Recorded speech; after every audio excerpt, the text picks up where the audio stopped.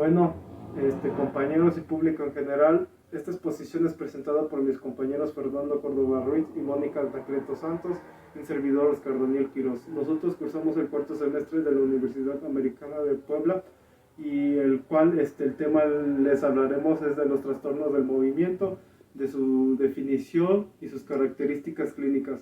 También quiero mencionar que dicho trabajo fue encargado por la docente LFT fisioterapeuta Constanza Rivera, la cual nos imparte la materia de neurología. Bueno, les haré una pequeña introducción de los trastornos de movimiento. Probablemente se encuentran entre las manifestaciones neurológicas más difíciles de diagnosticar por la diversidad de formas de presentación, los posibles orígenes y la realidad de que son cuadros descritos desde hace poco tiempo. En dicha exposición se abordarán temas que nos permitan ver los trastornos de movimiento y su disfunción del sistema estriopálido, subtalámico, ganglios basales, lo que es llamado sistema extrapiramidal. Los trastornos sabemos que son definidos como una disfunción en la implementación y velocidad apropiada en el intento de realizar un movimiento, disfunción de la postura, presencia de movimientos involuntarios, anormales o la ejecución de movimientos aparentemente normales, pero es un momento inadecuado o sin ninguna intención de realizar dicho movimiento. Las anormalidades que no son debido a un anormal o un tono anormal, aunque indudablemente pueden acompañarse de dichas alteraciones.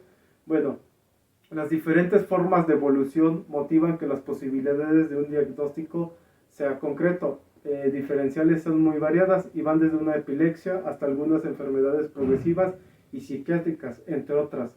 Bueno, en otras ocasiones pueden ser asociadas otros síntomas de afectación del sistema nervioso, incluso de otros sistemas del organismo, lo que motiva que sea un verdadero reto la capacidad diagnóstica del médico. El objetivo principal de esta exposición es presentar unas de su definición, sus características clínicas y su trascendencia de estos trastornos, los elementos que consideramos impredecibles para una orientación inicial que permita su clasificación de acuerdo al tipo de trastorno de movimiento. Bueno, ahora les hablaré de la bradicinesia. La bradicinesia significa un movimiento lento y es un elemento característico del Parkinson.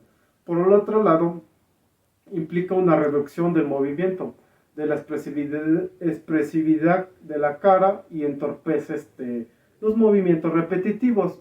La bradicinesia en una persona de Parkinson comúnmente se ve en la realización de sus tareas cotidianas, como abrocharse la camisa, cortar la comida con un cuchillo o útilmente lo que hacemos al lavarnos los dientes. Bueno, los enfermos de esta caminarán con pasos lentos y en ocasiones arrastrando los pies y se verán afectados en su manera de hablar. ¿Cuáles son los síntomas de la bradicinesia? Bueno, aparecen en una reducción de movimientos y la decisión para realizarlos, generando que los movimientos sean más complejos y menos funcionales. Además, está acompañada de una rigidez y hipotonía muscular, lo que dificulta aún más su función de la persona, no solo con el movimiento, sino por la falta de fuerza muscular. Encontramos 4 manifestaciones clínicas. 1. Temblor en reposo y rigidez. 2. Inicio unilateral y gradual de los síntomas. 3. Sensaciones vagas de debilidad y fatiga, falta de coordinación y disminución de parpadeo. 4. Alteraciones de la locomoción. Bueno, el siguiente tema que ahora les hablaré es de la disinesia. ¿Qué es la disinesia? Se refiere a un rango amplio de movimientos anormales involuntarios que común se dividen en 2, sigénicas e inducidas por el ejercicio. En este trastorno hay episodios de torsión de lengua y posturas distónicas de las extremidades superiores, desencadenados por movimientos súbitos como empezar a correr o bajar escaleras y el comienzo al ejercer un ejercicio. Bueno, hay 2 tipos de disinesias, las cuales son las sacudidas, que son la coria, el valismo y mioclono. La otra es sin sacudidas, que es el temblor, distonias y atetosis. Bueno, las disinesias inducidas por neurolépticos tienen dos presentaciones de acuerdo con el tiempo de aparición. Son reacciones agudas y síndromes tardíos. Las reacciones agudas ocurren de 2 a 24 horas, las primeras dosis del neuroléptico, y son más de tipo distónico, con una duración variable de horas a días. Generalmente mejoran con anticolinérgicos. Bueno, la mayoría de las disquinesias, también conocidas así, son causadas por una lesión en una zona del cerebro, denominadas ganglios basales, una estructura encargada de control postural y movimiento voluntario que consiste en el trastorno del movimiento infrecuentes que ocurren de forma brusca y recurrente, manifestadas como posiciones distónicas, movimientos córicos, atetosicos o combinación de estos. Bueno, en un mecanismo epiléptico, como una alteración de la modulación de la base de ganglios, aunque como alteración común se plantea que se trate de canalopatías por mutaciones en genes de canales iónicos. Bueno, las disinesias paroxísticas también se diferencian dependiendo de su etiología. Pueden ser familiares en la mayoría de los casos y secundarias, que son sintomáticas de una enfermedad subyacente. Bueno, ahora les hablaré del temblor. El temblor es un movimiento musculoso, rítmico, sin intensidad, que implique movimientos de vaivén de una o más partes del cuerpo. La mayoría de los temblores aparecen en las manos, aunque también puede afectar los brazos, la cabeza, la cara, la voz, el tronco y las piernas. En general, el temblor se produce por un problema en las partes profundas del cerebro que controlan los movimientos. Algunas formas del temblor son hereditarias y se ven en familias, mientras que en otras no tienen causa conocida.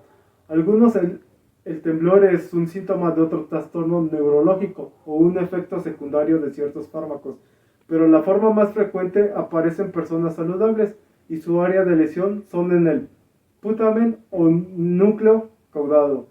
Las causas pueden ser por el alcohol y otras causas pueden ser por hiperactividad de los tiroides y el uso de ciertos fármacos. El temblor puede aparecer una vez más en las personas mayores de edad, pero es más frecuente, pues, obviamente en adultos de edad media y ancianos. Existen varios tipos de temblores. Uno de los más frecuentes es el temblor esencial, donde se ven las manos frecuentemente afectadas, pero también la cabeza, la voz, la lengua, las piernas y el tronco se ven afectados. En el temblor de la cabeza puede verse como un movimiento repetitivo de sí, sí o de no, no.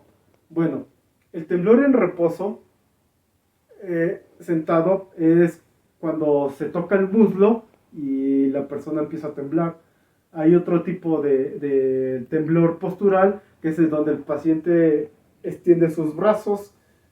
Y el temblor de acción, cuando un paciente quiere tomar agua y tiembla, o cuando un paciente toca su nariz.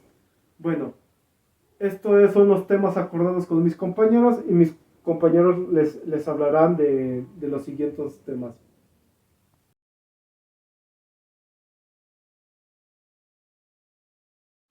Seguimos con el tema de atetosis. Son contracciones involuntarias constantes que son causadas por un daño en los ganglios basales. Se manifiestan porque son movimientos involuntarios, lentos e incontrolables.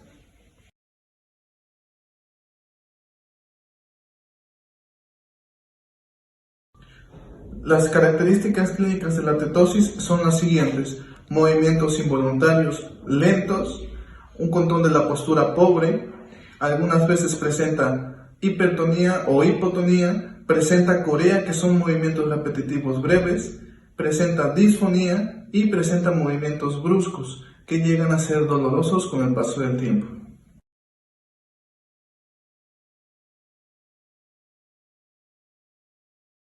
Distonía es un trastorno del movimiento en el cual los músculos se contraen involuntariamente. Esto puede causar movimientos repetitivos o de torsión. Los espasmos musculares pueden ser suaves o muy fuertes. Esto puede causar dolor en el paciente y alterar sus actividades de la vida diaria.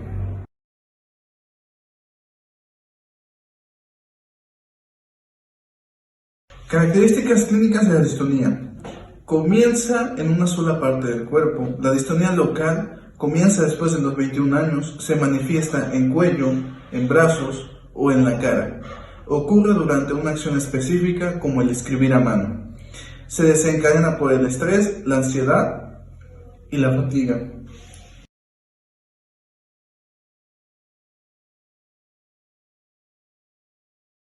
Valismo es un trastorno extrapiramidal que afecta a los miembros superiores por la liberación excesiva de dopamina que afecta al tálamo.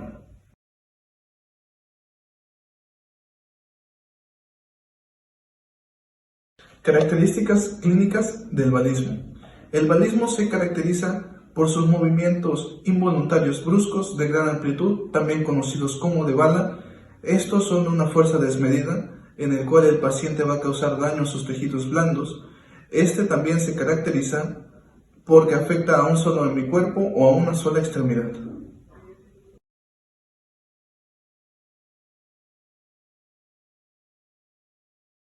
Estereotipos. Es un trastorno en el cual la persona hace movimientos repetitivos y sin ningún propósito.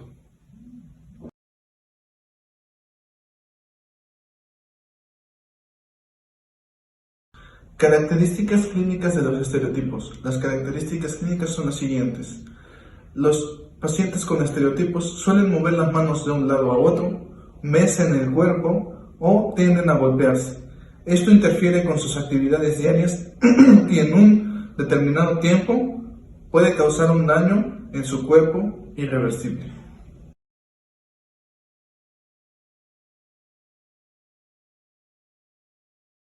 ¿Cómo distinguir estos trastornos? Estos trastornos se pueden distinguir fácilmente, ya que cada uno se desarrolla por un daño o una afección en la parte del cerebro. Estos también se pueden distinguir por sus movimientos, ya que algunos son de movimientos involuntarios lentos, otros son movimientos involuntarios que causan una torsión en los cuerpos del paciente, otros se caracterizan porque son movimientos muy bruscos o muy fuertes. Estos pueden causar un daño a la persona que lo esté cuidando o al familiar, y otros son movimientos repetitivos pero involuntarios, sin ningún propósito. Estos se pueden distinguir fácilmente, ya que los pacientes van a presentar diferentes tipos de características a la hora de realizar sus movimientos. Son fácilmente notables. Estos también se pueden distinguir por un diagnóstico previo por algún neurólogo y con sus estudios pertinentes.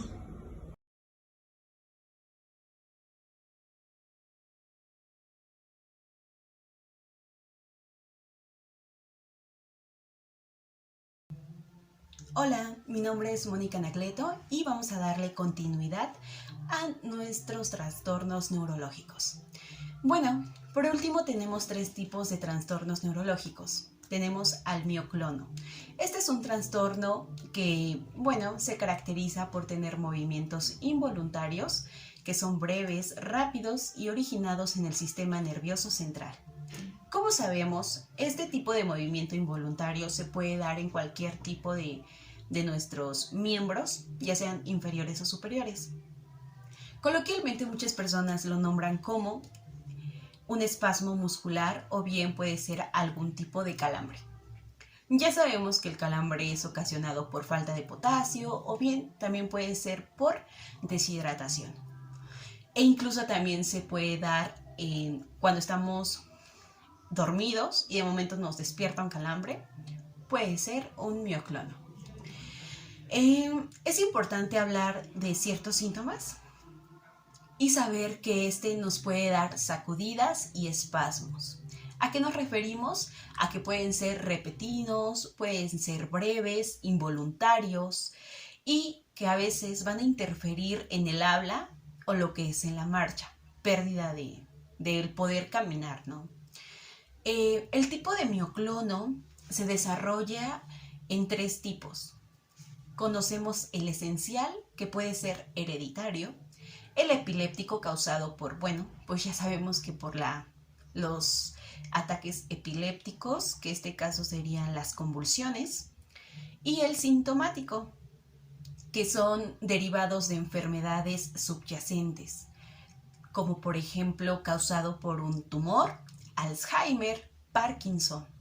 También está bien dicho poder conocer o desencadenar ciertas enfermedades por lesiones de cabeza, por alguna infección muy fuerte y severa, o por alguna insuficiencia renal, hepática en algún tipo de órgano, en el cual podemos sufrir este tipo de mioclono.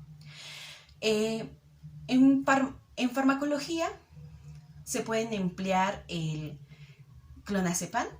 Algunos de ustedes ya lo conocen, pero también tienen sus efectos secundarios, que es la pérdida de coordinación y equilibrio. También podemos utilizar los anticonvulsivos, por ejemplo el piracetam, que es muy conocido en el empleo, pero como les menciono, así como les ayuda de cierta manera, también se encuentran efectos secundarios.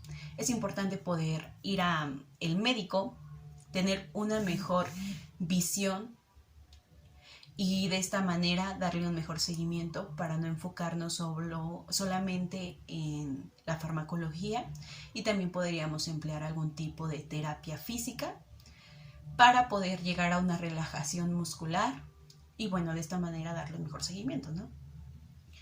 De esta manera puedo hablarles acerca de un trastorno de tics. Sabemos que es un tic. Un tic está definido como un movimiento motor o vocal, que uno es el vocal, pues ya sabemos que se refiere al sonido, y bueno, en el motor podemos ver los que son movimientos breves, rápidos, repetitivos, y bueno, en los vocales son carentes de objetivo. Sabemos que en los motores vamos a encontrar la contracción sucesiva, de lo que sería nuestro abdomen, las sacudidas que son inestables, una torsión en lo que sería nuestro cuello o la parte de los hombros. También al vocal, como ya les mencioné, no va a haber un objetivo de comunicación o el objetivo verbal de lo que se quiera dar a entender, pero en él también podemos tener sonidos cultural, sonidos que son anormales, y una de las características muy importantes es que en estos pacientes existe la succión de aire por nariz. No controlan una inhalación o una exhalación adecuadamente. Entonces, algunas personas pueden brindarles tratamiento farmacológico neurolépticos o catecolaminas, e incluso también llegan a usar lo que es la toxina botulínica para darle un mejor seguimiento, pero también tienen sus efectos secundarios, e incluso en estos tics nos desarrollan otros objetivos, como es el síndrome de Gilles de Tourette, en el que es un trastorno genético, pero en este caso se presenta más en lo obsesivo y convulsivo, ¿no? de los pacientes que lo presentan. Entonces, estos tipos de tics normalmente está presente más en lo que es en la niñez, en los niños, y bueno, en adultos pues ya es menor, pero también los hay. Entonces, yo como fisioterapeuta, como futuro fisioterapeuta, podría tratarlo o emplearlo con estimulación verbal, o bien en el síndrome de Gilles poder darle un mejor seguimiento al tipo de empatía como tal, en el que se pueda hacer menos progresivo, ¿no? Darle un mejor tratamiento y seguimiento. También me gustaría hablarles acerca de un trastorno mejor conocido como ataxia. ¿Qué es la ataxia? Bueno, la ataxia es la disminución de poder coordinar los movimientos. Esta ataxia yo la refiero más como un síntoma de proceso degenerativo, porque si ustedes pueden buscarla, van a encontrar más de 200 tipos de ataxia. Pero en realidad pues todas comparten lo que es las mismas sintomatologías, pero pues ya sería heredativa, adquiridas. Por ejemplo, existe la de Friedreich, Wilson, las espinocerebrales, episódica, porque esas también pueden aparecer después de alguna lesión en la cabeza, algún tumor cerebral, algún tipo de patología que ya venía, no sé, un niño que tenía un tumor, estaba consciente, tenía buena coordinación, buenos reflejos motores, vaya.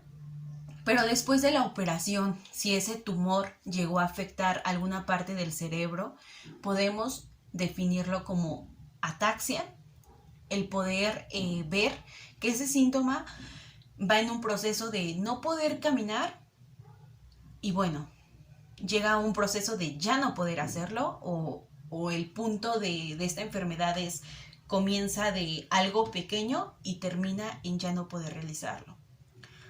Porque sabemos que es progresiva. Y lo que yo les quiero dar a entender es que es ligera al decir que es falta de equilibrio, pero en realidad va perdiendo todas tus funciones motoras y sensitivas también.